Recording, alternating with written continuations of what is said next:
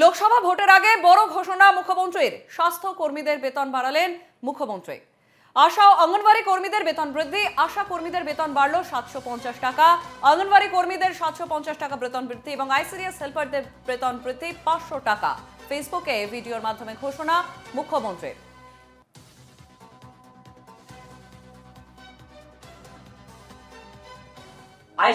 আমি আনন্দের সাথে ঘোষণা করছি, আশার মেয়েরা অনেক কাজ করে, ওরা আমাদের গর্ব, সমাজের দিশা, আমাদের সব বিপদে আপদে পাশে থাকে। ওদের জন্য 750 টাকা করে এপ্রিল মাস থেকে বাড়ানো হলো।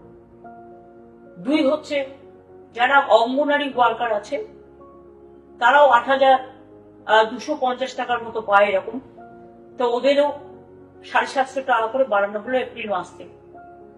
আর যারা আইসিডিএস হেল্পার আছে তারাও 6,000 সামথিং পায় এবং তাদেরটাও 500 টাকা করে 1 এপ্রিল থেকে বাড়ানো হবে।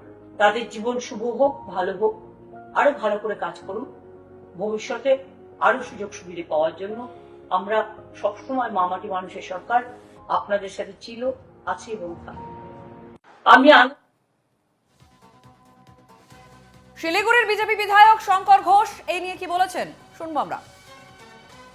750 টাকা করে 2 লাখের কাছাকাছি অঙ্গনারী ওয়ার্কার এবং হেল্পার তারা বিদ্রোহ ঘোষণা করতে পারে ভেবে এই ধরনের একটা ছেলে ভোলানো ঘোষণা তিনি করেছেন।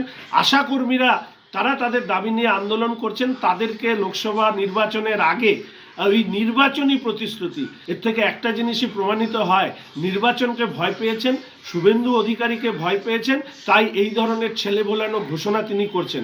পশ্চিমবঙ্গে ভবিষ্যতে ভারতীয় জনতা পার্টির নতুন সরকার এসে আপনাদের সারা দেশের অন্যান্য রাজ্যে যেভাবে আপনারা সাম্মানিক পান তার সাথে সমতা বজায় রেখে ভারতীয় জনতা পার্টির নতুন সরকার তারা নিশ্চিতভাবে আপনাদের ভাতা এবং সাম্মানিক বৃদ্ধি করবে।